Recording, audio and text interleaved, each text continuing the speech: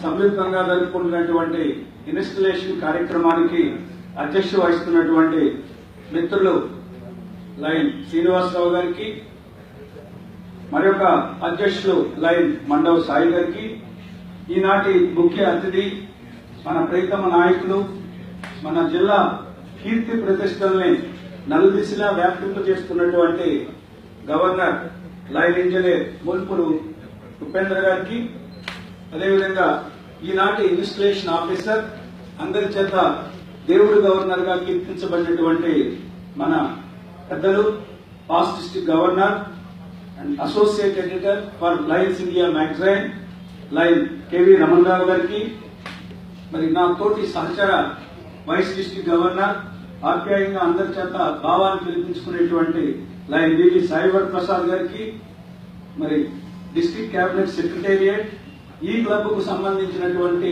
మన sentinel coordinator మరి line Tatineni Rambabu గారు, మరి ఈ మధ్య జరిగినటువంటి పుష్కర అన్నప్రసాద వితరణలో మరి వారి క్రియాశీల పాత్ర, నిరంతరం నిర్విరామంగా ఆ పుష్కర్ నగర్ దగ్గర ఉండి అనేక వేల మందికి భోజన సదుపాయాలు ఏర్పాటు చేయడంలో కృషి చేసి అందరి చేత మెప్పు పొంది మన లైనిజానికి ఒక ఇమేజ్ తీసుకొచ్చినటువంటి రాంబాబు గారు, సభలో ఉన్నటువంటి లైన్ నాయకులు, కొత్తగా లైనిజంలోకి ప్రవేశించబోతున్నటువంటి మిత్రులు అందరికీ నమస్కారం.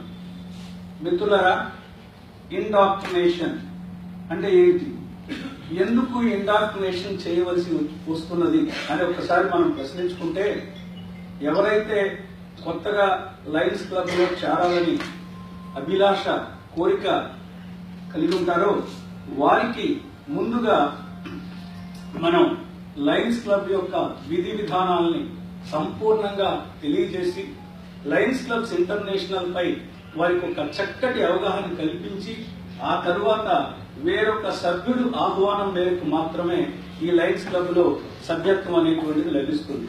అందువల్ల దానిలో భాగంగానే ఇవాళ మరి లయన్స్ క్లబ్ యొక్క విధి విధానాలు తెలియజెప్పడానికి నేను ఇక్కడ మీ ముందు మాట్లాడుతూ ఉన్నాను.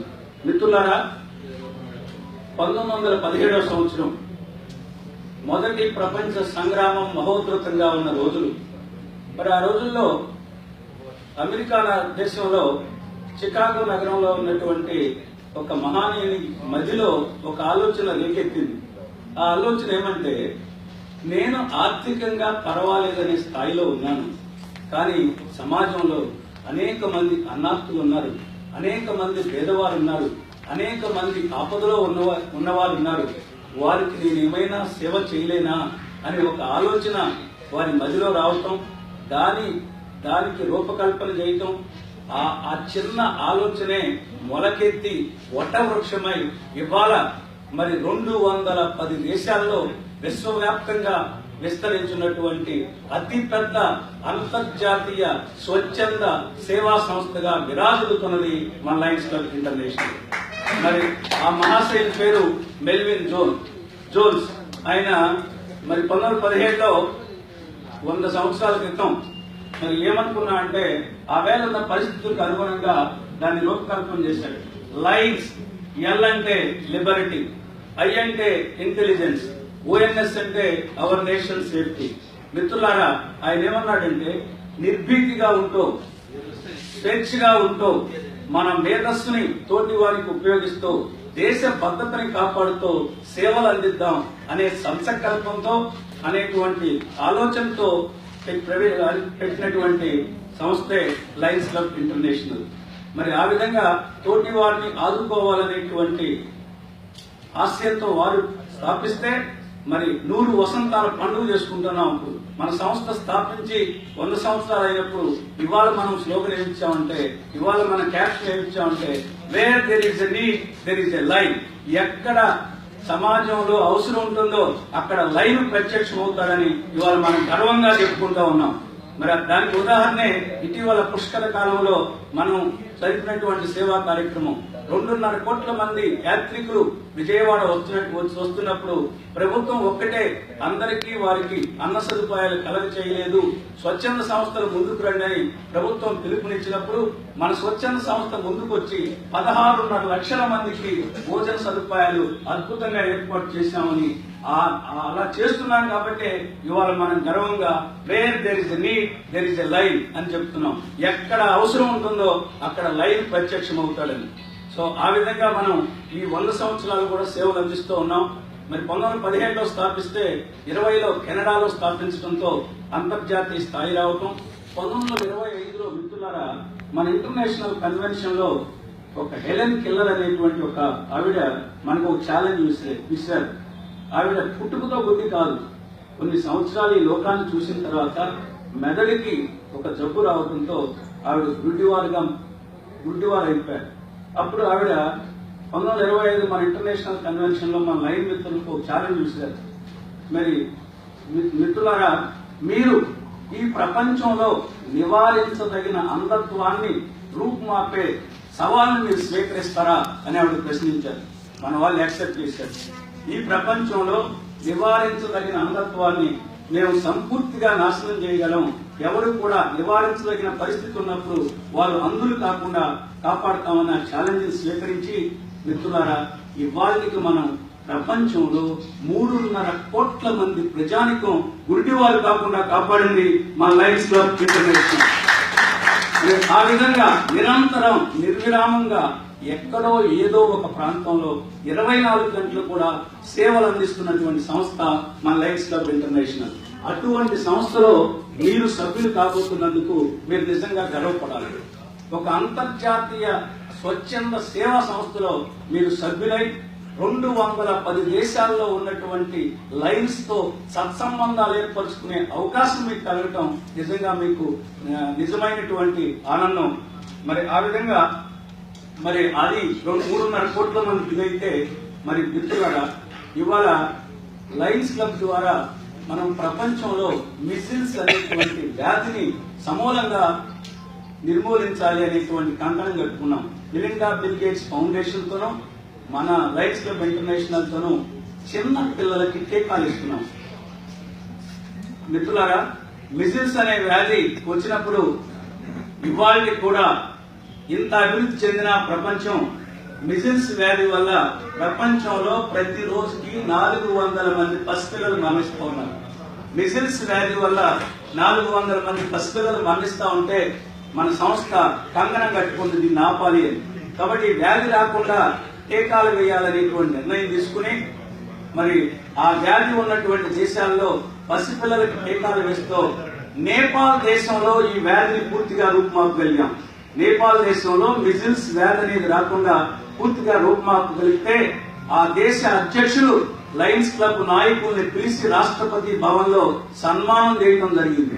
సో అటువంటి కీర్తి మన లయన్స్ క్లబ్ ఇంటర్నేషనల్ కి రావటం. అదేవిధంగా ఇది ఒక అంశం అయితే మరి 7-8 సంవత్సరాల క్రితం ముఖ్యంగా రమణరావు గారు 2010లో గవర్నర్ గా ఉన్నప్పుడు విజయవాడలో డెంగ్యూ ఫీవర్ విస్తృతంగా వ్యాపించింది. ఆ డెంగ్యూ ఫీవర్ వచ్చినప్పుడు ఆ వ్యక్తి రక్తంలో, ఆ వ్యాధిగ్రస్తుల రక్తంలో ప్లేట్లెట్స్ సంఖ్య గణనీయంగా పడిపోతుంది. ఆ ప్లేట్లెట్స్ కనుక మనం వెంటనే ఎక్కించకపోయినట్లయితే అతనికి మరణం సంభవిస్తుంది.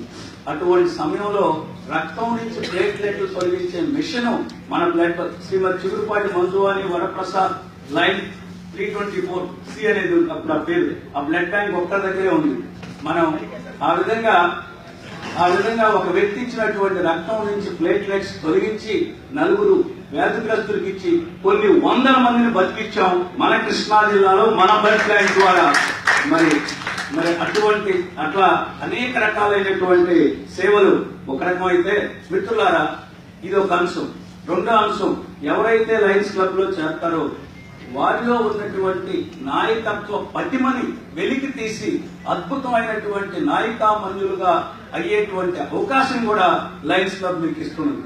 ఉదాహరణకి జిమ్మీ కార్టర్ ఈ మధ్య మిత్రులారా జిమ్మీ కార్టర్ ని ఇంట్రడ్యూస్ చేశారు ప్రెస్ వాళ్ళు.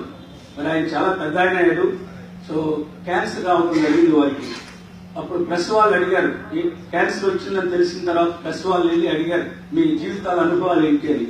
ఆయన అన్నది first, if I would not have become the governor of the lions club, if I would not have become the member of Lions Club International, I would not have become the governor of Georgia and also the president of the United States of America అన్నాడు. ఒకసారి ఆలోచించండి, నేను Lions club సభ్యుడిని కాకపోతే Georgia రాష్ట్రానికి governor అయ్యేవాడిని కాదు, America దేశ అధ్యక్షుడు అయ్యేవాడిని కాదని జిమ్మీ కార్టర్ గారు ఈ మధ్య ఇచ్చిన స్టేట్మెంట్.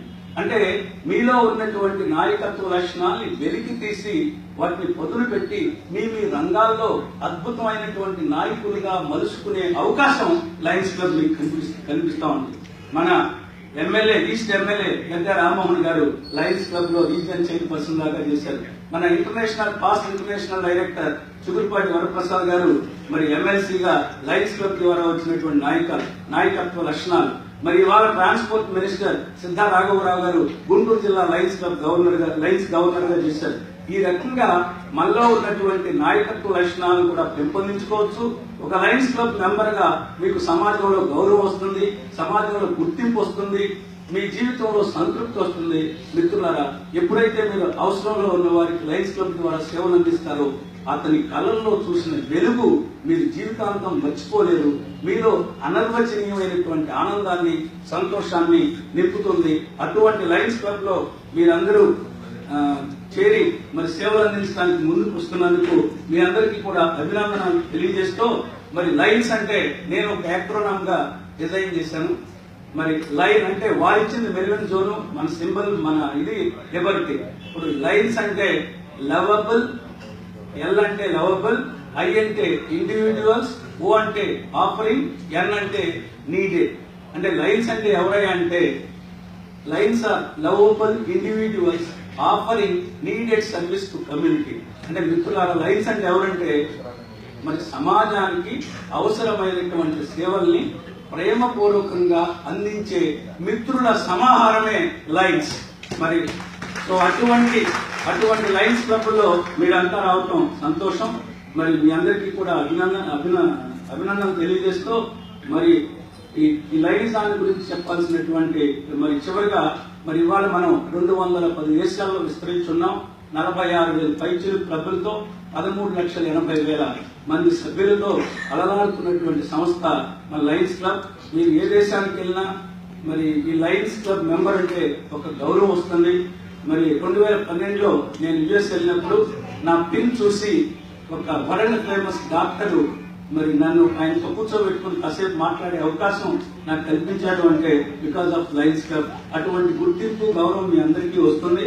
మరి మీరందరూ కూడా మున్ముందు విస్తృతమైన సేవలు సమాజానికి అందించి అపరిమితమైన ఆనందాన్ని, సంతోషాన్ని పొందాలని కోరుకుంటూ, అలా పొందడానికి కావాల్సినటువంటి శక్తిని, ఐశ్వర్యాన్ని అంతా కూడా ఆ భగవంతుడు మీకు ఇవ్వాలని ప్రార్థిస్తూ, నాకు ఈ అవకాశం ఇచ్చిన ఈ క్లబ్ల వారికి ధన్యవాదాలు తెలియజేస్తూ సెలవు.